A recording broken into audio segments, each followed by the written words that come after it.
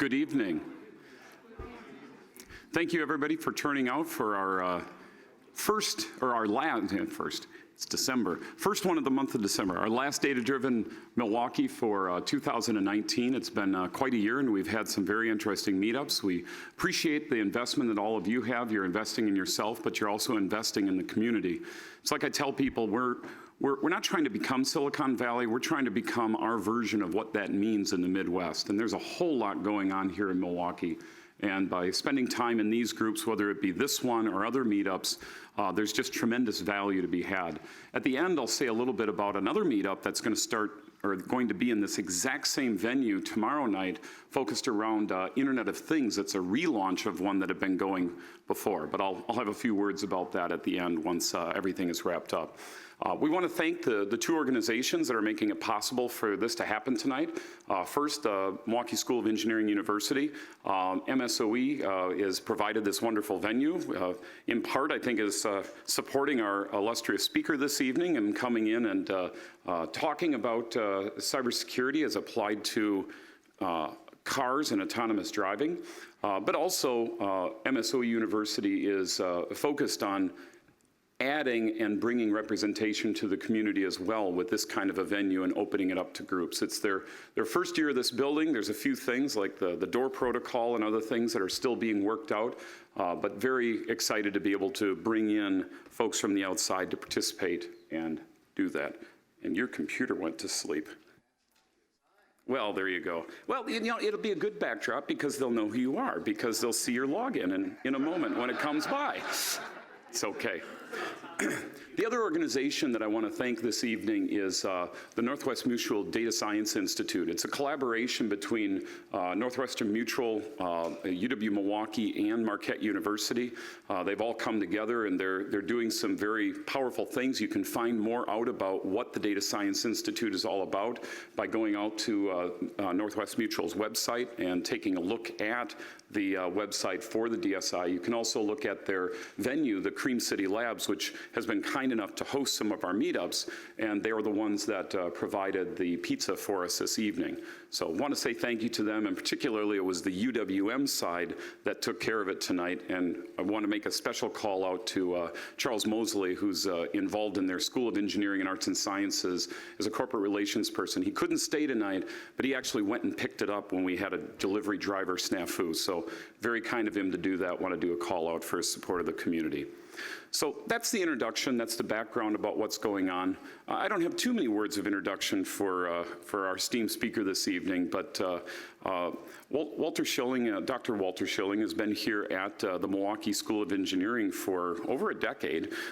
You have a tremendous amount of background and experience in areas of computer science and engineering, but I was a hand in the security side of the world. I think it's been a passion of his, and I think when you hear his comments, he got exposed to this particular use case rather early on, and we'll have some perspectives not only about where we are today from the perspective of a computer scientist who also lives in an institution that's really devoted to the engineering discipline around computers and computer technology, but also as an individual that studied this particular domain and cross-referenced it with security and has some things to share with us tonight that should give you things to think about going into the future and maybe an idea of some of the stuff that's coming next. So with that, Dr. Schilling.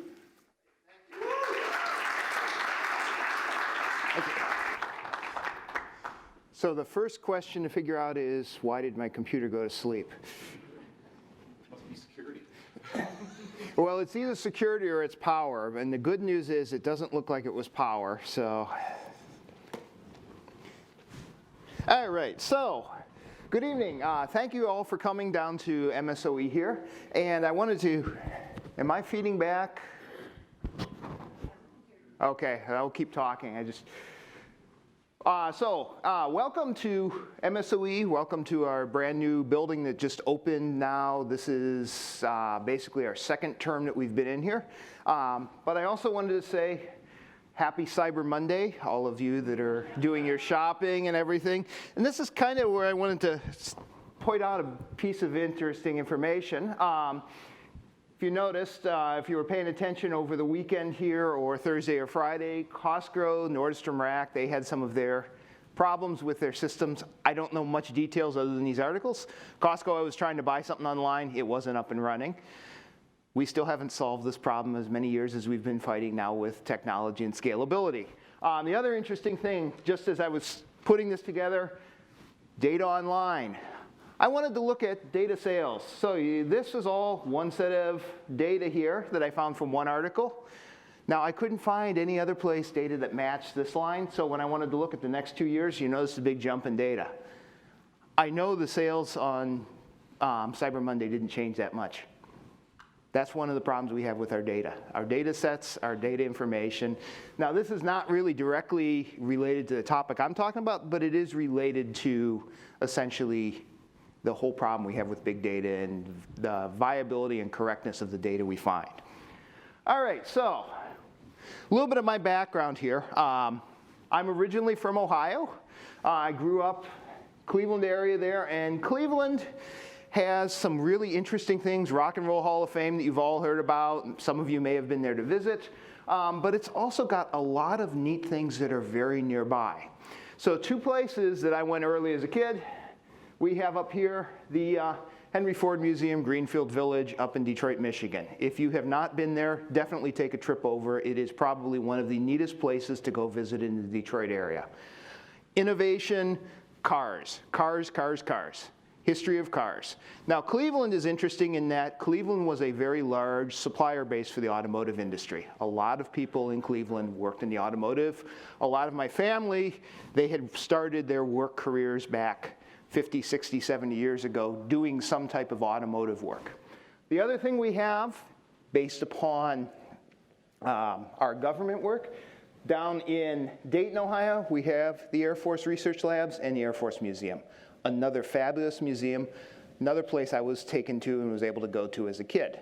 So I've got this kind of a background. And of course, when I got to high school, we had PCs. We had required computer science courses in our high school. We all learned how to program in BASIC in high school. PCs, 2 floppy drives, very, very powerful for those of you that have maybe used one of these things. They were great machines. Now, we had problems with these machines. We had computer games. So one of the things we had, if you finished your programs quickly, you were able to play computer games. Usually I finished the exercises pretty fast because they were not that difficult. And we'd get to do things like this is PT-109 was one of the games for the students out there. Think about 360K, that was what one disk stored. So that would actually get probably less than one of these slides in my presentation. The problem with these games was they were great until things like the ping pong virus came along. So one of the things I did, I was a student helper for our computer science faculty, and we happened to get infected. Somebody downloaded ping pong. Ping pong, in 1988, basically was a boot sector virus. Once it got on disks, once it got on your network and got to machines, it was kind of nasty.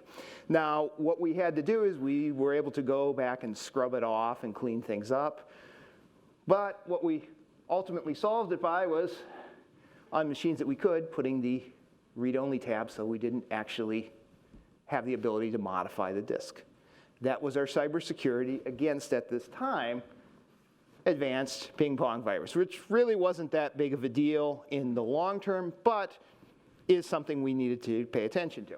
Okay, so what happened since then, between then and now when I got out here? So college, I spent lots of time interning with different companies. I had access to the Ohio Supercomputing Center, so I was on supercomputers, IBM SP2s through college courses. I started with a company called Ford Visteon doing multimedia systems work. Went back to grad school through an Ohio Space Grant Consortium fellow, and then started teaching here at MSOE 2007. So this is now my 13th year on faculty. 12 years ago, I was in the process of moving out here from the Michigan area. And why is this not showing what it should be showing here? Okay, so that's kind of my background. So what are we talking about tonight then? Well, we're going to talk about how to get to the next slide. And I think what I'm going to do, yeah, that was not what I wanted to do. Let's try this over again here.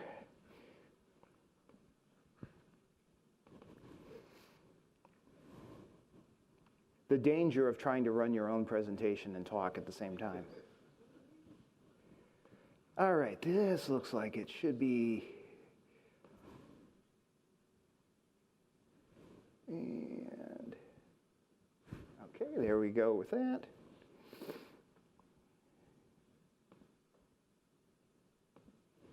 And all right, so agenda for tonight. What we want to look at basically is some things related to complexity. Our vehicles are getting more complex. Software is getting more complex. We see this every day as we build things. That's part of our challenge that we have with cybersecurity and the allure of the open road. We're going to look at a little bit of history of cybersecurity. Cybersecurity, or security in general, has been historically something that cars have had for a long time. But then we're going to look at some of the modern problems we have. Vehicular networks, AI, what's that bringing to us? Navigation, some of the trends we're seeing, those kind of things. And then we'll have questions, and hopefully I can give some answers if there are questions at that point in time. So let's take a look at the trend. I'm going to use what is typically an awful metric, but it's the best metric I have, otherwise known as lines of code. So if we start with lines of code, we can start up there with a simple iPhone app. Basically, almost nothing. The scale here, this gray line going across here, that is 1 million lines of code. So an iPhone app, basically almost nothing. Very, very simple, very, very easy to write. If you happen to have Photoshop 1.0, again, very, very simple, very, very easy applications. The Space Shuttle is amazing. Really about 350,000 lines of code was all that controlled the Space Shuttle for 30 years of missions. Reliable, worked pretty well. That's not where we're at today. As we've gone, things have grown. So Linux kernel is a little bit larger. Now we're starting to look, this is roughly right over here, 1 million lines of code. We talk about a drone. There's code in a drone. That, again, is a little bit larger than what we came from. Here we're starting to look at, now this right here is 10 million lines of code. So Mars Curiosity rover, driving around Mars, about 10 million lines of code. We're a lot more complex than that simple iPhone app. If we look at Windows NT from 1993, again, about 10 million lines of code. Firefox, Chevy Volt, relatively speaking, about 10 million lines of code. Things are getting larger. When we look at Android, so the Android operating system, a little bit larger. F-35 from 2013, roughly about 25 million lines of code in that system. Then things start to scale pretty quickly. So when you look at Windows Vista, 50 million lines of code according to the analysis. Facebook, which I'm not exactly sure what all is encompassed in Facebook, but 62 million lines of code, a lot larger. Modern high-end vehicle, more than 100 million lines of code on board. These are complex things that we are building. When we compare it even like the Future Army Combat System, even that's smaller than what we typically will have on board some of our modern vehicles. In fact, if we look at, for example, the F-150, this is the 2016 model year, so it's not even the most current vehicle. Roughly 150 million lines of code on board, depending upon which version of the vehicle you have. That's a lot. This is not an autonomous vehicle. This is a vehicle that basically is the same F-150 as far as driving. I mean, it's got some features, some things to help the driver, but it's basically a very, very similar vehicle to what we've been building for a while. If we start looking at where we are going to get to have a fully autonomous vehicle, we are potentially looking at right now about 1 billion lines of code. We don't know how to build something like that yet, because we've never built anything that truly works reliably, robustly, that is that complicated. That's the problem we're facing, at least in terms of autonomous vehicles. Now, we have different pieces, the Google cars, we have a lot of different people that are building things that are heading in this direction, but we don't have anything that is production ready yet. Okay, so that's kind of the complexity problem that we're at. Now, if we want to start looking at cybersecurity and cyber-based things for cars, I figured we probably ought to want to look back and say, well, how long have we cared about security of vehicles? So I figured what I would do is I would do like every good college professor does when they have a question that they don't know the answer to. I'm going to ask Alexa, because Alexa is our best automated answer system. So here we go. Alexa, when was the first car stolen? I don't know that. Well, at least she's honest. So, when was the first car stolen? I did the next best thing, which is I did my good old-fashioned Google search. And as with a typical Google search, I came up with about 10 different responses. And then you have to try and figure out which one of them actually makes the most sense. So I can narrow it down to basically 2 different cases. So, Bertha Benz here in 1888 supposedly stole her husband's creation. Now, her husband happened to be Carl Benz? Mercedes-Benz? Okay, maybe that's not the best example of the first car theft, but that is, so 1888, we're looking at 130 years ago. More realistically, there was a book I was able to find online, basically looking at the history of stealing cars. I want to get a copy of this just to see what else is in it, but the pages I could read were fascinating. And what it basically was saying is somewhere in 1902, 1903 is our first documented cases of car thefts occurring. So we have basically almost 120-year history of doing some or having some need for security in vehicles. That's good and that's bad. That's a history. That means we've got a lot of background. We've dealt with it for a while. Now, when we start talking about cars, the good thing is, in general, vehicle thefts are on the way down. When we compare 1990s, we're roughly down to about 1/3 of what we were in the 1990s as far as vehicle thefts. Now, why did that happen? Well, we started paying attention in the 1990s to vehicle thefts. 1980s actually is when we started paying attention to it. 1970s, you look at a 1970s movie, someone wants to hotwire the car, 30 seconds and the car's hotwired. There really was not that much that made it that difficult to change things. So how did we start doing this? Well, one of the things we started to employ, and this was an aftermarket edition, was multi-factor authentication on some vehicles. So some of you may have had something like this. This is a particular device called a ThugBug. I happened to have this on my first vehicle. What I had to do was enter a 4-digit code before I could start the car.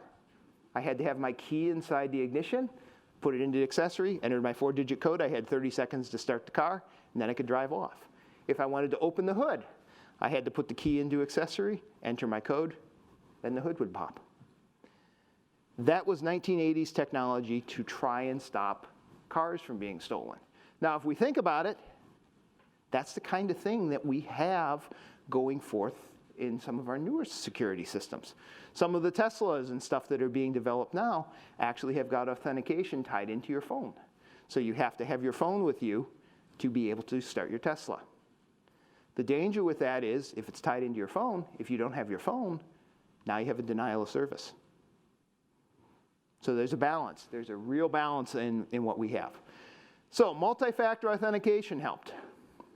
Now, the world I worked in, multimedia systems, one of the highest single items that was stolen out of these cars in the 1980s and 1990s was the car radios. Everybody, you would see, the car would be sitting there, but there'd be nothing in the dash. So we had to combat this early on in car radios and multimedia systems. So we started to do things like requiring you as a user to enter a 4 or 6-digit code in order to start the vehicle up. Or not to start the vehicle, in order to get the radio to work again, depending again on which vehicle you had. So we did things like this. We took an HC11 processor. Yeah, I will say this is that time I get deeper into the old technology here and the details. And we plopped an EEPROM external to it, and we had a communications bus on it. This was how we stopped things from being stolen. What's bad about this?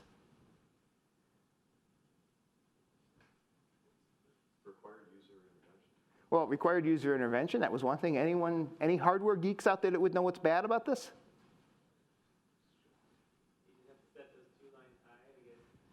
Yeah, it's the 2 lines high. Or the other thing is, if you plopped an oscilloscope right on those 2 lines, you plugged the device in and you entered a bunch of keypads and you could see it actually reading the code back across the network, and you were able to see the network and break in and get the radio code, usually within about 30 seconds.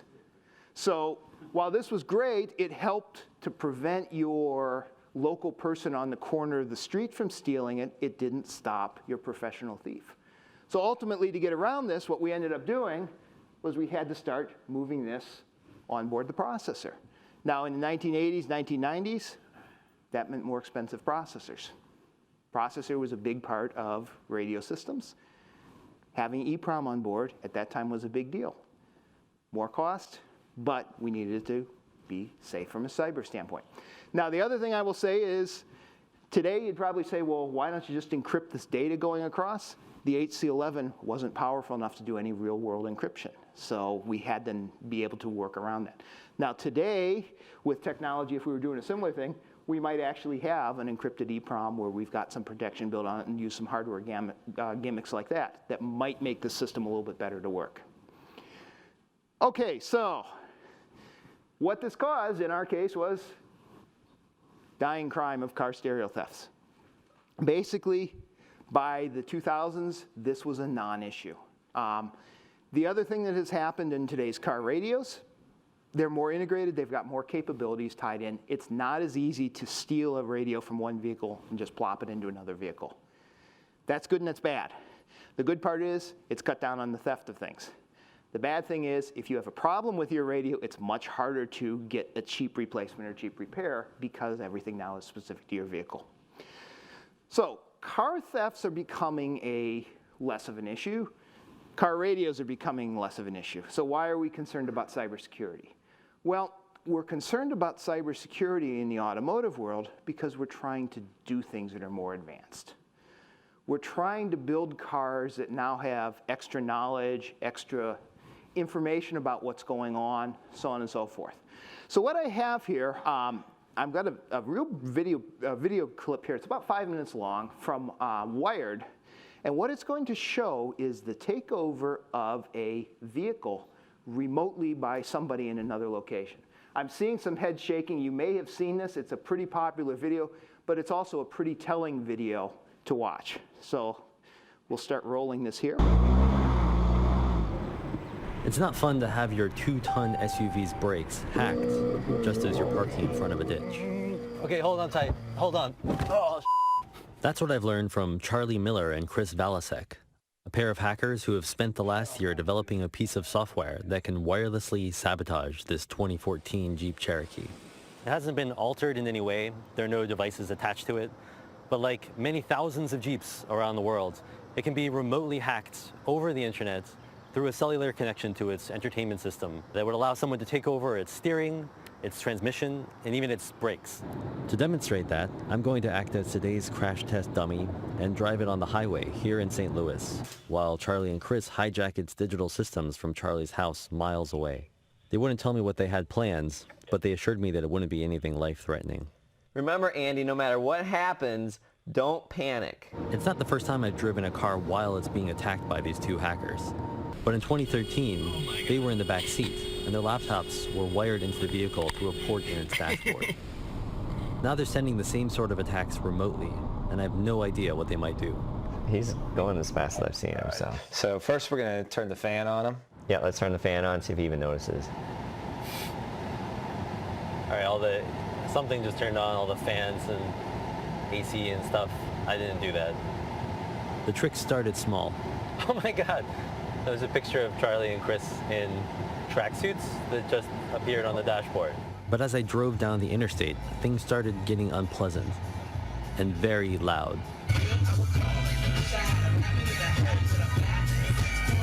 Perfect. I can't turn it down. This was such a fun video. Steve, I'll kick it off to George. conditioning is blasting, the music is blasting, and I can't see anything because of the f***ing windshield wiper fluid. Okay, do it. Do it. Kill the engine. So we're killing the engine right now. It says park sense. Actually can't accelerate. I stomped on the gas, but the Jeep slowed to a crawl. It says 43 miles an hour, but I'm not going that fast. I turned on my hazard lights, but I was still stuck in the right lane with no shoulder to escape onto. Guys, I'm stuck on the highway. What do you say? Oh, I think he's panicking. He's not gonna be able to hear us with that radio. It's so loud. Guys, I need the accelerator to work again. The accelerator will work. It won't work. You're doomed. Seriously, it's f***ing dangerous. I need to move. You gotta turn the car off. Okay. Now you should be good to go. Semi drove by. All right, I'm going to pull over because I have PTSD. Charlie and Chris have only tested the full range of their attacks on a Jeep Cherokee. But they say that hundreds of thousands of late model Chrysler vehicles may be vulnerable through a feature called Uconnect, an internet-connected computer in the dashboard known as its head unit. These cars, head units, expose a particular service that probably they didn't want to. It lets you do things like query it for information like the GPS or the VIN or all sorts of other things, but it also lets you just run commands. So you have to first break into the car remotely over the cell network and then move laterally if you want to do things like send CAN messages. And those are the messages that we can use to control things like steering or the windshield wipers or braking. They plan to release a portion of their exploit code at the annual Black Hat Hacker Conference next month. They've also alerted Chrysler, which is issuing a security patch. But they say a lot more needs to be done to protect a new generation of cars that are increasingly connected to the internet and potentially hackable. You guys basically brought this car to a standstill while it was driving on the highway, which I may never forgive you for. And that was just like an experiment. What do you think is the worst case scenario? We wanted to point out, to show that this attack has serious consequences for this vehicle. And so we did, attack you. But we did it in as safe a way as we could, so we didn't want you to get hurt, obviously. That's why we're working, is to make sure that we figure out vulnerabilities, weaknesses, get them fixed. We're only two guys with one car, right? So, we can't look at every car, and we want to release this information because more people like us need to be focused on this problem. After their stunt on the highway, Chris and Charlie still wanted to show me a couple of other tricks. Below a certain speed, they can control the Jeep steering as long as it's in reverse, pop its locks, mess with the speedometer, and, of course, disable the brakes. Okay, hold on tight. Hold on. Oh, He's not getting out of that. I think so. We're going to be doing some pushing. Yeah, I know what I'm saying. That's how you drive in the Midwest. New Yorkers don't know how to do that. So there you are. And I should say this example is using a Jeep vehicle. This type of thing is potentially in it. I think they just are the ones that got caught first with this type of problem. Now, to make this make sense, you got to pay attention to a couple different details on this. So first off, they said earlier on that the first takeovers was with the guy sitting in the back seat.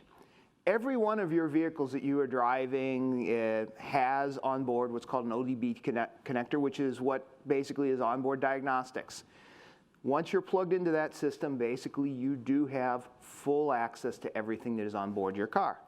By design, it's a diagnostics network. It's designed to help the person troubleshoot your vehicle when you take it into the dealership.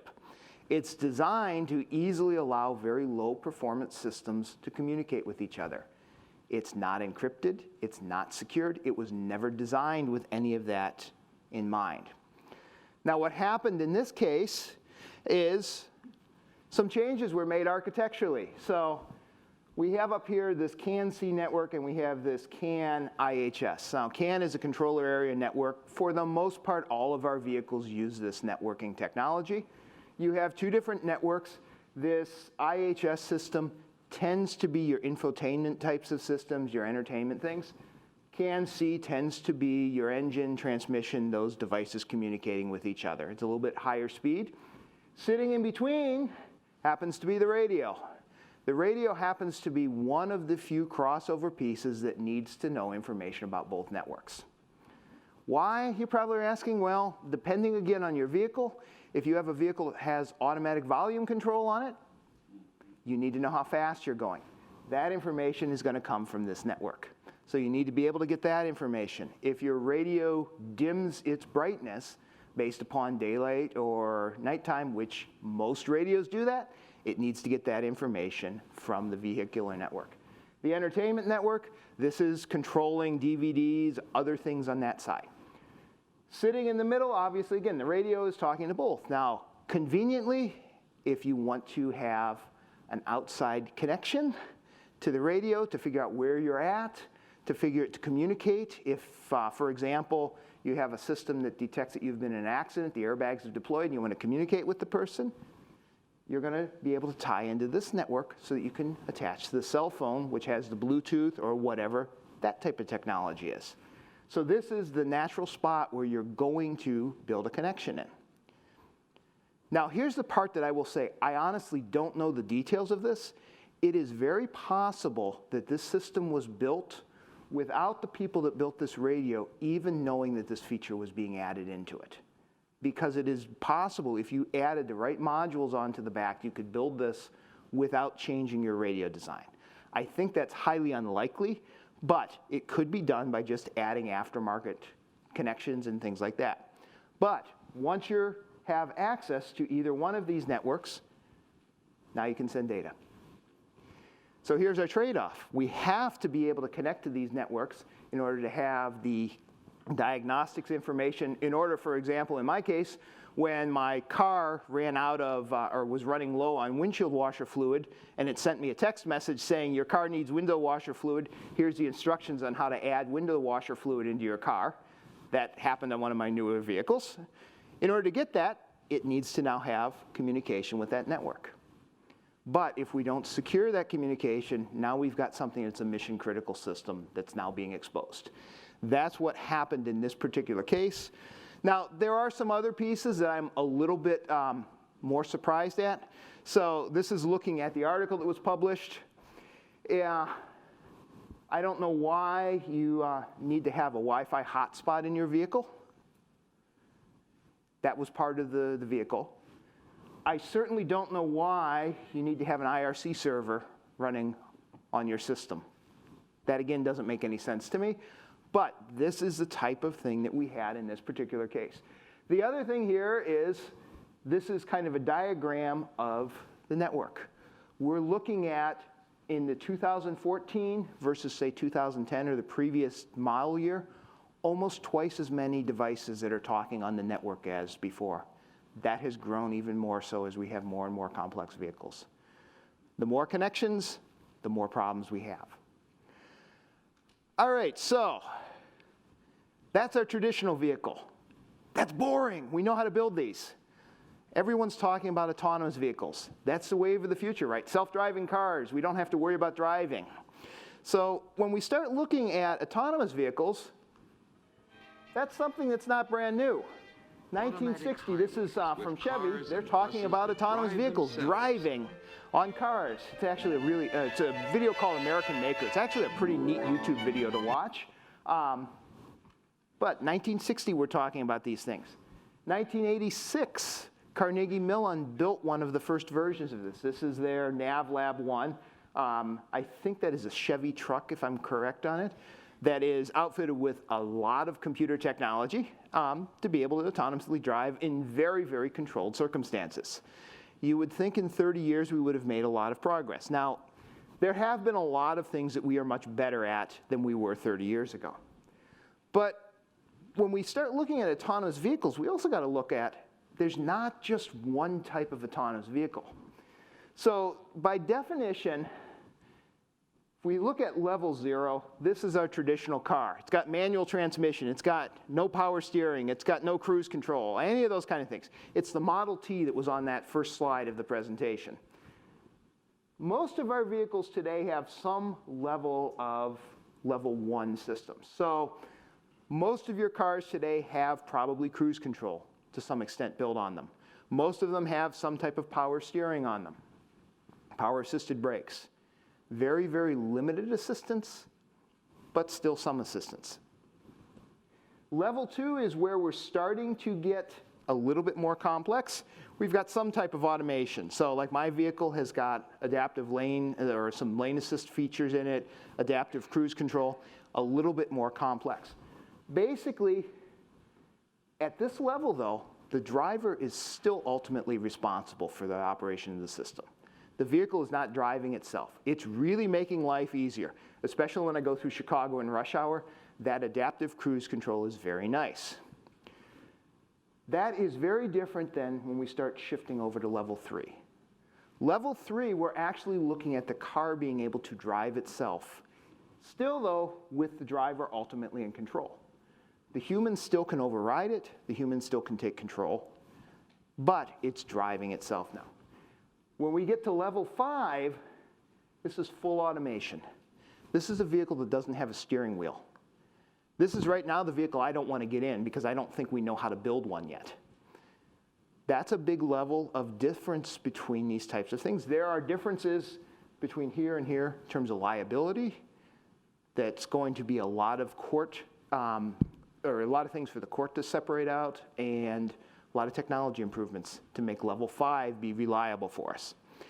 So I'm going to start with probably something that is going to seem utterly simple, but actually is a more complex problem than you would think related to autonomous vehicles. I'm going to pick on the stop sign because it's probably the first thing you learn in driver's ed. So stop means stop. And this is pulled from the Wisconsin driver's ed manual talking about the definition of stop sign. There are 50 different sets of definitions for stop signs. Most of them are very similar, but they are not necessarily uniform across all 50 states. That's one of the problems that we have with autonomous vehicles. Okay, so stop sign. Image recognition, ooh, it's an octagon that's red that says stop in the middle. It seems like it should be a very easy problem to detect. And I will argue that the detection part and recognizing that we have a stop sign in the image probably is one of our easier problems to solve with AI, with image recognition and things like that. But things get a little bit more complicated again when we get out into the real world. So these are some signs that I took all within about 5 miles of my house, basically. I think one or two, actually 2 of them I found on the internet. So there's a stop sign. I barely can see that stop sign, especially on the screen right here, the way it's projected, let alone having an AI system recognize it. Now, stop sign is okay. Here we have another one. Left turn yield on flashing yellow arrow, followed with a do not enter sign right below it. What is an AI system going to do? Is it going to follow the top sign? Is it going to follow the lower sign? Here's another one. This one is one from the internet. Do not enter, entrance only. I'm not sure what's going to happen with that system. Speed limit 15, when children are present.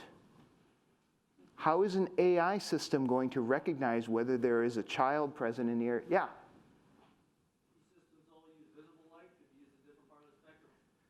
Some of those things are different levels of spectrum, different things like that certainly can help. Where we run into problems like the stop sign here, if we have snow covering half of the stop sign, that could start to be a similar type of situation. What I'm getting at is just going after the octagon. Well, and going after the octagon, if we made the assumption that every octagon was a stop sign, then we might be okay. We still have some problems, and we even with stop signs have some problems that I'm going to show here in another section. This one I do also think is classic here. I think I finally figured out what this is, but I'm not sure how an autonomous vehicle is going to navigate that type of a system. My guess is that's a road that you can go out of, but you can't come back in. But how is the system going to interpret that sign? Now, when we start talking about stop signs, you're talking about looking for rectangles or looking for octagons. This is where things get, again, more complicated. So this is a sign, was taken very close to my house, 4-way, stop. We see them everywhere, very easy to detect. Now below, someone's put a detour sign. Now that one's way down on it. That's a temporary sign because there was a parade going on this day. If that's up closer to the top, how is our system going to interpret it? What's it going to do? Here I have a red octagon. with an arrow going down the road. So if I use my AI system to detect that I have a red octagon, I'm going to stop there instead of farther down the road. Now again, I could start to do some different things to recognize that it's different, but that's a challenge. Here we go. So stop means stop, right? I have a note, okay, oncoming traffic does not stop. That's fine. I'm going to stop fine there. Now, this sign here is at the exact same intersection on the other side of the railroad track. Stop, right turn, no stop. In this particular case, you don't stop if you're going to make a right-hand turn. Similar scenario here. This is another street. This is on the left-hand side. Stop. Traffic from right does not stop. Okay, I can interpret that. I will make the argument that I always stop. But on the right-hand side of the road, right lane must turn right. Right turn, no stop. So now what we're starting to figure out is my system that's going to be autonomously navigating these vehicles is going to have to read and interpret two different sets of signs that are telling us, in some regards, very, very different things. Now, it may not be that different from a human. I will say at this particular intersection, the number of times I have seen people in the right lane stop there has been quite often. Knowing and driving that area almost every day, it's not something I really expect to have happen, but it does happen. That's probably better than the other alternative of someone not stopping because they saw that sign there. So signs like this have some different problems, interpretation, but then we get into even different signages. So depending on which state you're in, the four-way stop on the placard below here is pretty standard in Wisconsin. Some states will actually print right on the stop sign. Four-way versus all-way. Those are different rules in different states as to what that means. Now then you get also an interesting one like this one over here. Stop, all-way, cross traffic does not stop. That particular case, they discussed it there, what was going on. It was in a process. They were changing from a two-way stop to an all-way. They just hadn't finished changing all the signs out. What's your AI system going to do when it comes across that kind of conflicting information? Stop, stop, look before exiting. Okay, you got a stop sign underneath another stop sign. I guess you really want to stop there. But then again, we've got this cross traffic does not stop. So we can't even make the argument that if there's a sign below it, we treat it differently. Now we have to interpret what that text means. That gets to be another challenging problem. So working through all of these things on basically stop signs. Where else do we see stop signs? Well, school buses. School buses have a stop sign. Now, good, this is probably small. Anyone recognize the difference between those two pictures? Yeah, this one here is out, and if you look very, very carefully, you can see just a real faint red light there. That is a stopped school bus. The one up above it is not stopped, it's just sitting there parked and the sign is not pulled out. Be able to reliably detect that difference. Be able to reliably come up to that bus that's at a cross intersection and think, oh, wait a minute, I don't have to stop because this is a stop sign on a bus. Now again, we can do some things with detecting AI that it's a bus there and doing some different rules like that. It becomes very problematic. School bus zones, again, consistency. These are two different rules. This is stopping for a school bus in the state of Ohio. This is stopping for a school bus in the state of Oregon. Okay, two-lane road, they're consistent. That's easy. No one's going to complain about that.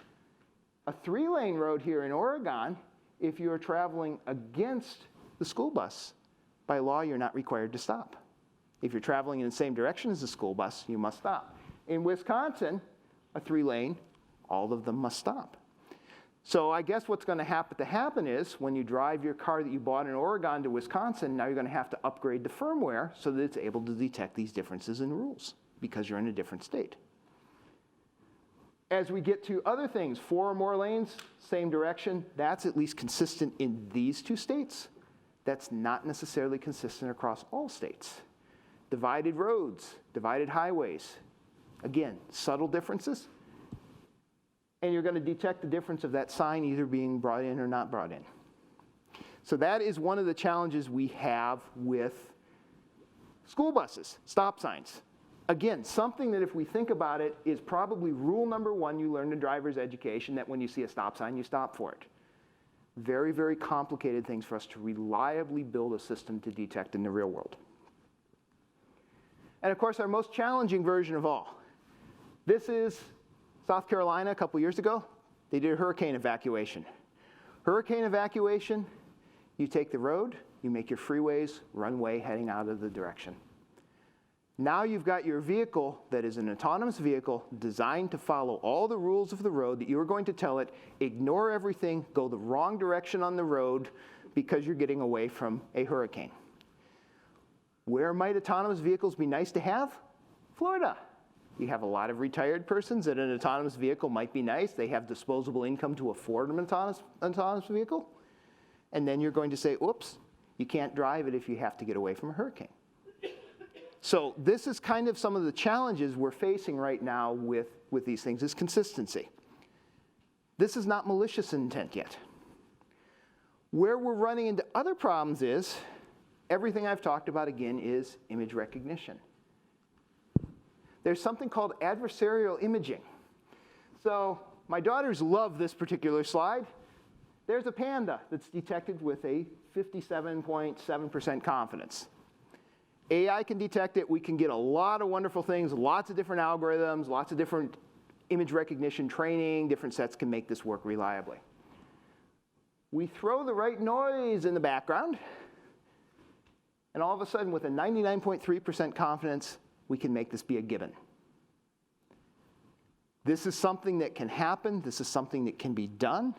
This doesn't require complex changes to our systems. This doesn't require someone even hacking into our particular systems.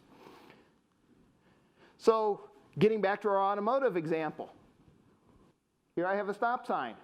I do some masking, I do some things to it. I make a stop sign that looks like that. Now, to us as humans, we're going to stop for a stop sign that looks like that. We're going to be able to tell the difference. If we are an autonomous vehicle, what can end up happening is this. So in this demonstration, what you're going to see on the left-hand side is this stop sign right here. The right-hand side is this stop sign right here. So this one is a traditional unchanged stop sign. The one over on the left has had those just very, very small changes made to it.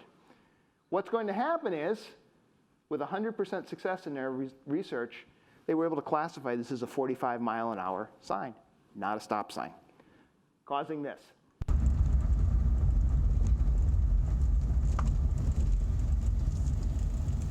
So you notice it did very quickly blink back there to say stop, but then it immediately reverted back to where it was detecting as a 45-mile-an-hour sign. Image recognition. Now, what a lot of people would say is, we're really making this very, very difficult to do because we're trying to build things autonomously, but we're not changing our infrastructure. We're not changing how our roads are designed. We're not changing our signaling environments.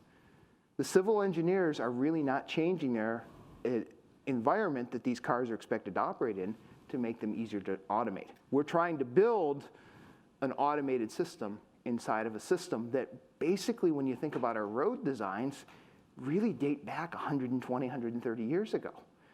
The roads of today, okay, the pavement is better, I think, depending on which road I'm on.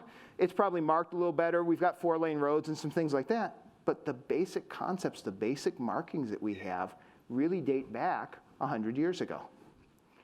So adversarial imaging, that's going to be a problem. So the other thing we're looking at, and this is something we're looking at for autonomous vehicles, non-autonomous vehicles, is detecting pedestrians. This is a really good feature to have whether we have an autonomous vehicle or not. There are vehicles out there that say they can detect pedestrians.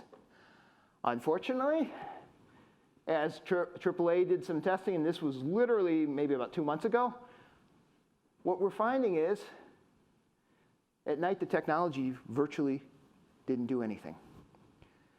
Probably it's because of it using, my guess is, visual light, visual image detection, those types of things. At night it's dark. That's a problem. Some of the other systems we've built that are based on this show a real bias. So they might detect a Caucasian, but someone with a darker skin might not be detected at all by the algorithms. That's just as much of a problem depending on where we're driving our vehicles at. Other details, so 20 mile per hour, they did great. They were able to detect, they were able to get stopped. 89% of the time, if a child ran out, there was a collision detected or the collision occurred. So if you think about it, the worst case scenario, a kid runs out between two cars, 89% of the time with these systems that supposedly are able to detect pedestrians, we had a collision. That's not gonna work really well if we don't have a driver behind the wheel and these things are completely autonomous. Test vehicles, pedestrian, they almost all cause collisions if they made a right-hand turn.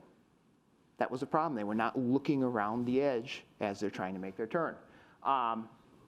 20 miles an hour, collision again, 80% of the time with adults. 30 miles an hour, basically ineffective. So as long as you're on a slow city street doing 20 miles an hour, 20% of the time these systems are working. Now, statistically, I really don't think the insurance companies are going to like us saying we have a system that works reliably 20% of the time. That's not going to work so well. So pedestrian detection, something that we need to have working. So this is where we're running into problems is we've got a complex problem. How are we going to go about solving these things? Well, testing, we're going to have to do a better job of testing. The verification and validation, the rules of things here. So this is literally hot off the press. Some new regulations came out from the automotive industry regarding testing of these kinds of features. Now, part of the reason these features haven't worked so well is they have been tested under the most ideal non-realistic conditions. So testing guidelines require dry and flat surface, good weather conditions, good visibility, and without facing the sun. Okay, yeah, that's when these systems are being tested. They're being tested under the best of real-world conditions. Parking space detection only works on the right-hand side of the vehicle. Now, I will say the vehicle I have that has automatic parking on, I've used it once just to try the feature out. I would never use it again because it was such a scary feature to use. But those are the kinds of things we got to look at. If we have lead vehicles or obstacles, it has to be a white car. Why a white car? I don't know. That's the standard that was chosen for testing purposes. It's a standard that makes it easier to pass the tests, probably not as good in the realistic world. Okay, so testing. What else do we have big data problems with? Navigation. My guess is probably all of you have used Google Maps, Waves, one of those kind of things at some point in time. It is really nice when you're in a place that you're not familiar with. So I don't religiously use this every night, but occasionally I do turn it on. And a couple of weeks ago, this was maybe, I want to say October timeframe, I was heading home from MSOE here, and I live up in Port Washington. So I turned the nav unit on, and I found out there were multiple wrecks on 43. Not good if you're going north to Port Washington. So this was how the system navigated me around the wrecks that were kind of on 43 right there. The radio itself, you know this is bad. They are suggesting alternate routes because the traffic was so bad. And this was the route that my cell phone navigation picked to take me up. So this is going up, I believe that's 6th Street right here. That becomes Port Washington Road. And 4.2 miles long. That sounds great. Anyone want to guess how long it took me to get to about right there? 4 minutes? 40. Not quite 2 hours. Literally to get to this area right here took me 1 hour and 15 minutes. Exactly. This is under construction. Normally it would route us right over the bridge, but this bridge is out. This right in this area here, that is a barely 2-lane road. The cars literally were mirror to mirror going across each other. And you could tell all of us were using exactly the same navigation because there would be a whole row of people turning at exactly the same points. But the problem was, this road here was backed up, this was backed up, this was backed up. All of the nav units had routed us down this way here to get to that area because that was the most direct way to try and get around the congestion. So that's not something we're just seeing here in Milwaukee, something that I encountered in my drive. This is something that is being seen now as we have more and more navigation systems being built in.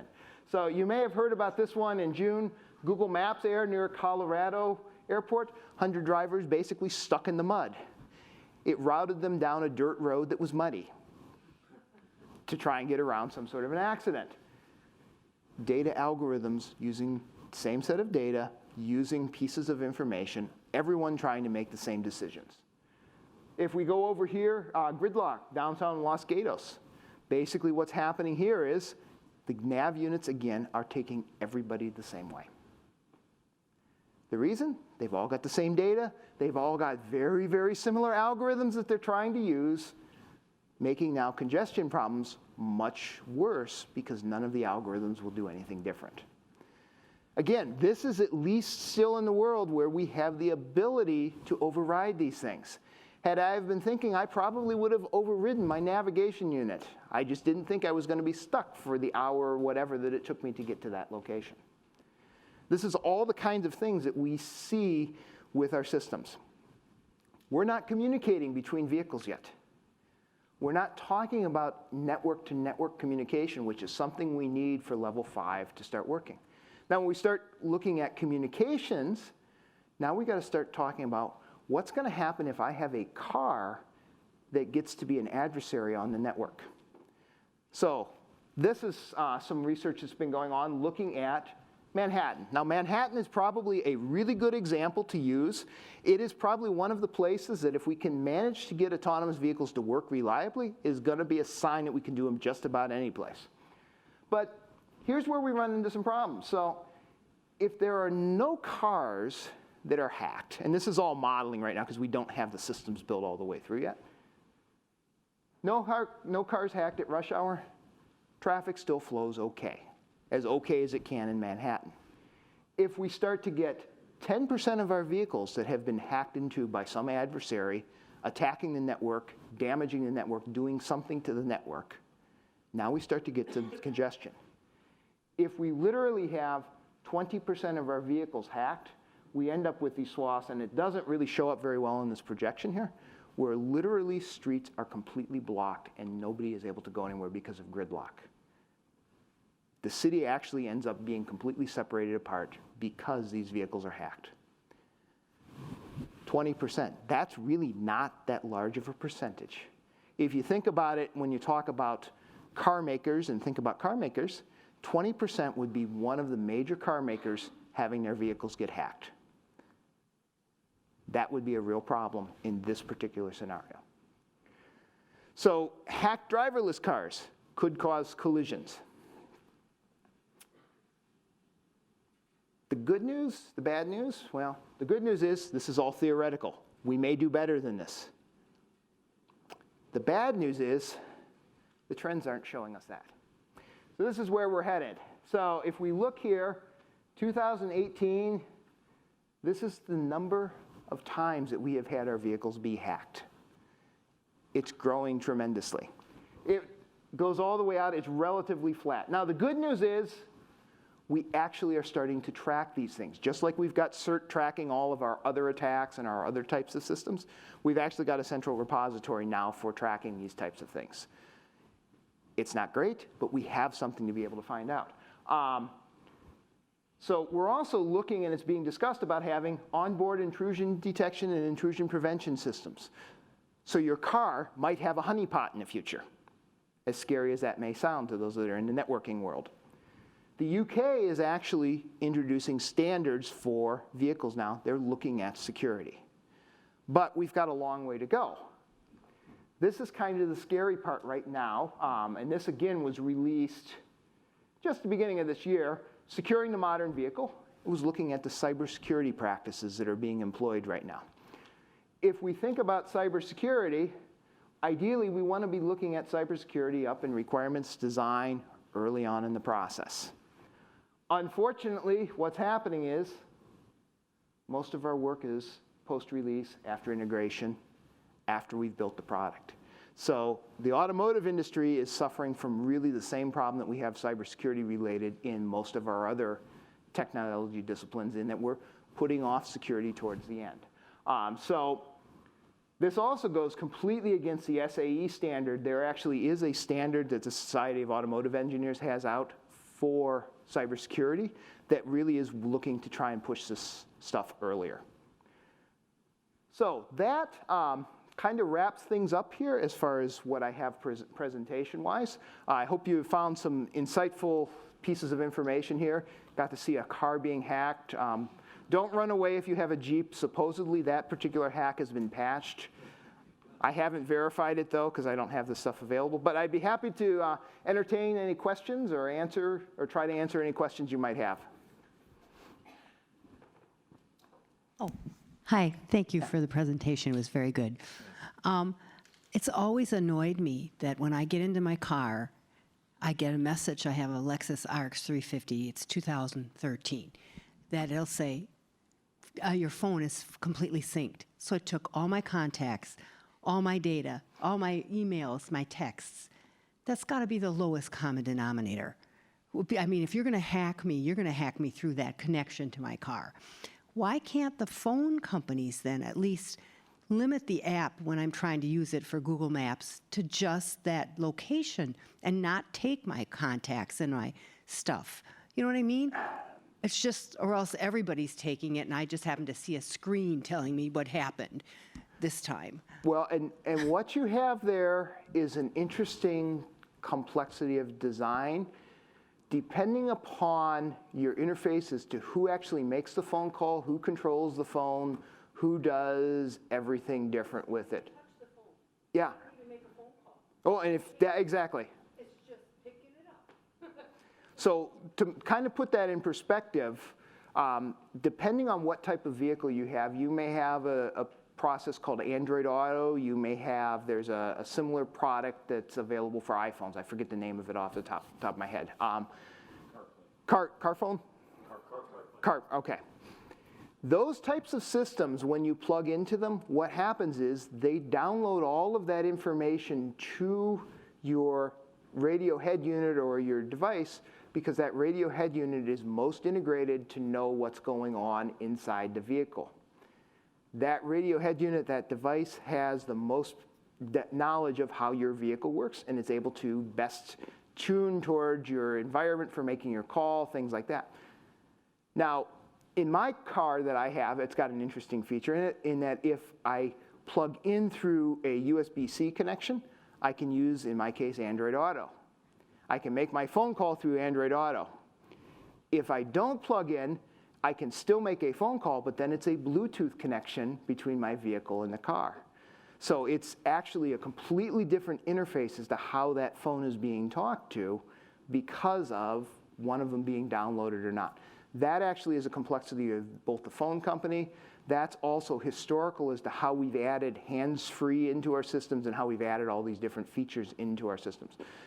Basic phones tied into multimedia systems, that's something we've been doing actually since the 90s. Car phones in the 90s had ties into automotive. That point in time, basically the tie-in was just to switch your radio so it went to a different source. That was all it did at that point in time. But yeah, there are differences, there are complexities, even down to something very simple like that. The challenge that we run into is you don't necessarily buy a new car at the same time that you buy a new phone. So we've got to have all these backwards compatibility features built into phones and cars to be able to handle a phone that really hasn't been even developed. We don't buy a new car every 18 months like we buy a new phone. I really don't want to get into the habit of going to a car dealership every 18 months and buying a new car.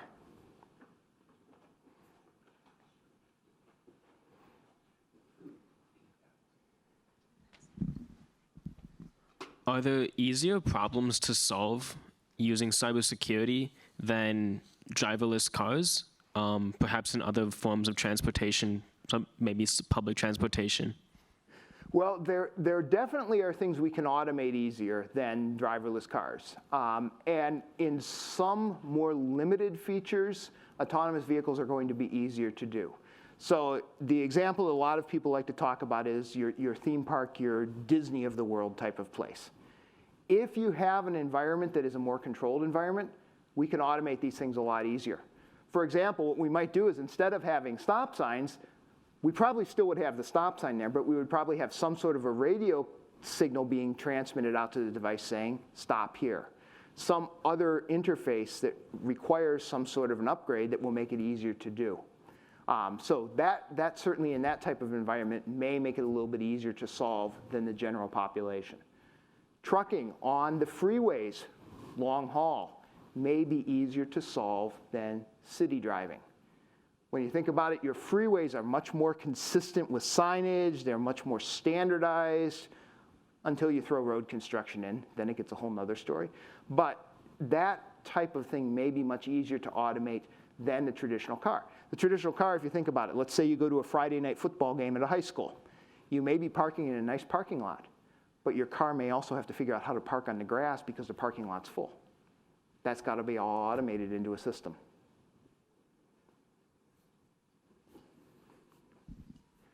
Have you noticed if the security regulations for the CAN systems versus IHS infotainment versus automation, if the regulations are moving at a different pace for those different systems? I haven't really seen tremendous difference in the pacing. Basically, the CAN networks, and one of the things you have with the vehicles is the technology in vehicles, it's a lot of legacy. There are pieces, there are components in different vehicles that maybe will get re-engineered once every 5 or 10 years, and especially those interfaces between devices. That moves very slowly. The other problem is when you start to change one of those things, now you've got all your aftermarket devices that are going to have to change and things like that. So it's going to take a while to change and to secure those types of an infrastructure. We're going to be forced to really have a firewall type system. I'm not sure that all of the modules are going to be completely securable in an easy fashion. The reason being, when you start thinking about it, power of all these different devices. We can secure all of these things, but oh, by the way, you're going to need to have a 50-pound battery hauled around to have enough power to keep these things in a sleep state. That may be a problem we're going to run into as we start building more systems, is that limitation.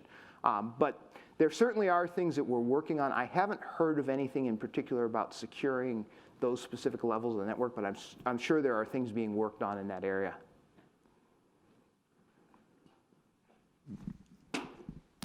I get the hacking with the Jeep. I mean, they already knew what the Jeep was and what it represented. But how can a bad actor identify vehicles on the road and know what type of vehicle it is so they could hack into it? I imagine each vehicle is a different protocol. So you just couldn't have a widespread approach. You'd have to know more about the vehicle. Well, you definitely would have to know about specific classes of vehicles. There is a lot more in common between vehicle A to vehicle B to vehicle C. And a lot of this is very, very openly available on the internet. You can find out you can find out the manufacturers of individual components for things. For the most part, in most cars, the major automotive manufacturers buy everything from suppliers. Those specifications are available, and you can find that stuff out on the internet. Now, in terms of what ports might be open on a typical vehicle, what features might be available to a typical vehicle, attacking a specific single vehicle may be a little bit harder to do without having some really detailed knowledge about that vehicle. However, if you think about it right now with networks, we have the same problem in our computing networks right now.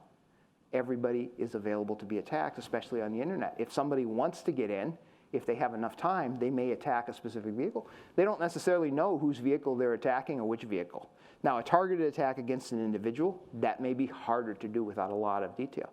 But to just attack a vehicle, that's a whole nother story. I have a question. Sure. You showed the video that happened on the Jeep Cherokee, and they said they really wanted something out there for people to look at and understand to bring awareness. Are there any consortiums that are trying to do either part or grander solutions to the problem between automotive manufacturers and entities that aren't just tied to autonomous driving, that are really looking at security as the fundamental problem? Well, I think there are some things that have happened since then. If I go back, SAE has been trying to do some things with security, but you also have to look at the automotive life cycle. So that was a 2014, so that was about 5 years ago. Typically on a given vehicle, the lifespan from inception to when that first vehicle is being produced is about 5 years. So the cars that were just being proposed back at that point in time are just hitting the showrooms today. So I think there definitely are things being done with that, SAE standards. I think this is certainly something that is being paid attention at the National Highway Transportation Safety. Their group is definitely looking at it. However, I also have to pull up the other news of the day right now when you look at the Boeing MAX. There's something, we've been flying planes, we've had the FAA looking at planes and certifying planes for 50 some odd years. Somehow we managed to get the 737 MAX that wasn't ready to go.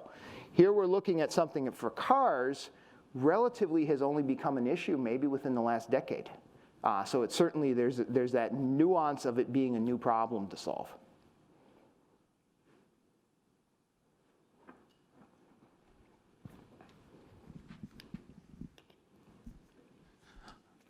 So is the SAE trying to stay ahead of these so that the government doesn't have to come in and say, do this, do this, do this? That they'll say, we've already solved this problem? Or are they waiting for the government to say, we don't know what to do, you tell us? Boy, I think there's a little bit of both. And the other piece that is making this a little bit more interesting in the autonomous vehicle world is until recently, the bulk of the autonomous vehicle development has been venture capital out of California that is generally not affiliated with the automotive industry. So if you think about Uber and Google, what they've been doing is they've been taking a traditional vehicle and trying to automate it. That's a little bit different culture in that type of development and how things are done. Now, this is changing. Ford has done their initiative. They're actually converting the Michigan train station into their development for their autonomous vehicle. The big three, the domestic automakers, are starting to get more involved in this. They're seeing the future in this type of technology. They are probably going to be driven more by the SAE types of things like that. The National Highway Transportation Safety Board, they're driven by where are their problems at. So they will start to really get interested in this when we start having a lot of real-world Jeep attacks occurring. Then they're going to start looking at things. There are some software patches, there are some recalls, though, that have been applied to certain vehicles related to security. So how do we deal with the legal aspects of these attacks? So let's say your vehicle has ability where it can control your vehicle, say in the highway, someone stops in front of you, can swerve out of the way and get you back on the road. And let's say the consumer doesn't take care of the vehicle, they're falling behind in repairs, they don't really clean it all, and the vehicle creates a false positive, swerves, and it crashes the person. Is it the manufacturer's fault or the consumer for not maintaining the vehicle? Oh, you have got a wonderful law degree in your future from that question. That's exactly the problem we have right now, is the laws for automotive and the laws for these things aren't keeping up with the technology changing. That right there, the other interesting question we have is, let's say one of these autonomous vehicles has an accident. There is one school that is arguing that it is the responsibility of the owner of the vehicle, similar to what we have right now. If your car is in an accident, it's your responsibility as driver. The other person says, wait a minute, this is an autonomous vehicle. It's the manufacturer's responsibility because it shouldn't be able to get into an accident. That difference right there could make a huge difference in what the price of the car is going to be, because you could end up with the model that you own a vehicle and all you have to do is have theft insurance against somebody stealing your car. Don't have to have any liability, no collision, any of those kind of things. But that's going to make your manufacturer have a lot more liability, a lot more expense to keep track of.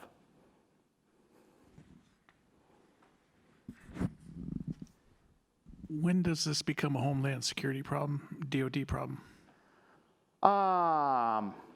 Probably it already is to some extent. I don't know for sure, but I would assume that there are people looking at that within Homeland Security.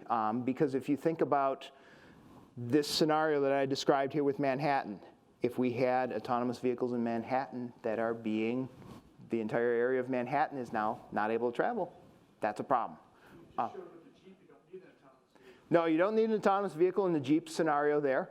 I'm sure there are pieces of this being looked at from a Homeland Security issue.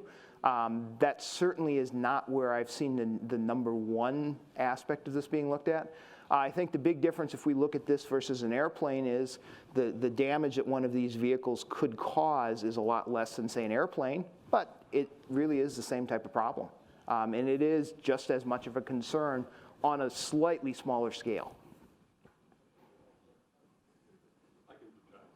Out of curiosity, do you feel that image recognition is going to win, or are they going to update the architecture within the system? And don't cop out and say both. Well, okay, so there's the answer I'd like to give, which is to say that I would like to see us be looking more towards updating our infrastructure and having a more modern infrastructure.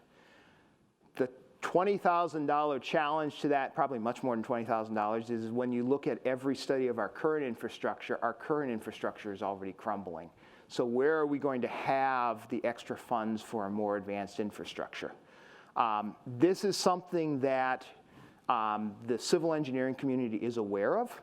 The civil engineering community has raised this as some issues in California and some of these states that are doing autonomous vehicles testing.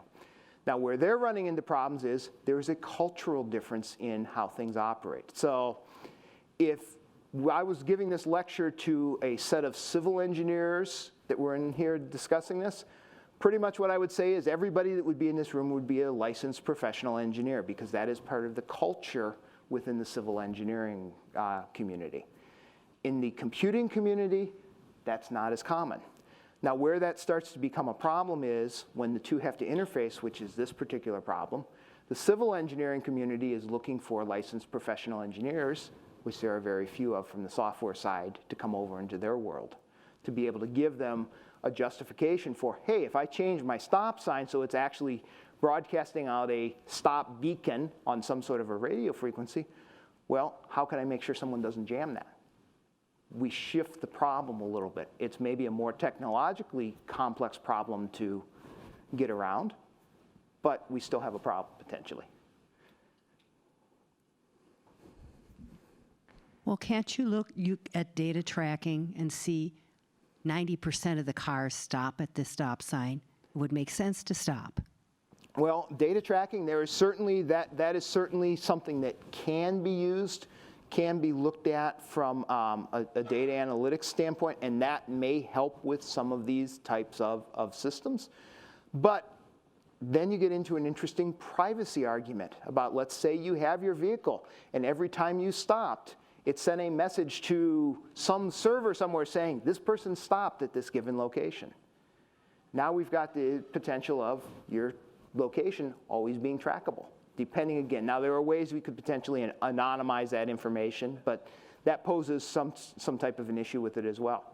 But again, looking for image recognition and things like that, that is probably not our greatest way that we have to solve the problem. The example I would give in that way, if we think about an airplane landing, airplanes can use image detection. There's a lot of lights on airports. There's a lot of optical recognition things that you can do to figure out where the runway is.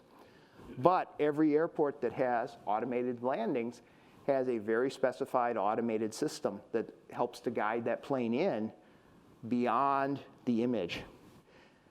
You can land in a very foggy environment when you can't see. We don't necessarily have that right now with our autonomous vehicles because we haven't put that extra into our infrastructure.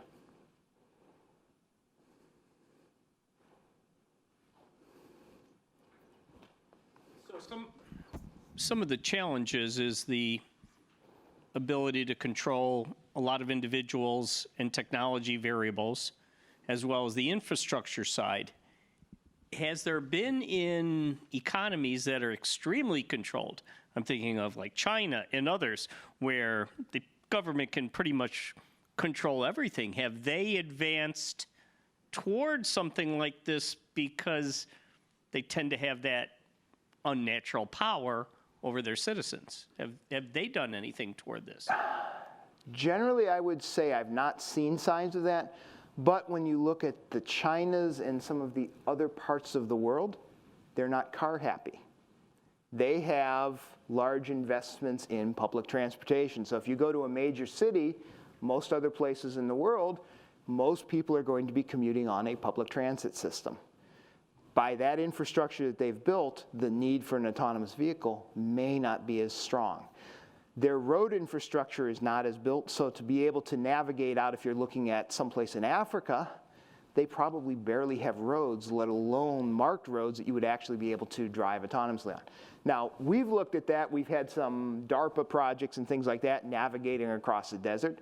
Those are not the types of projects that we're trying to deploy to the general population.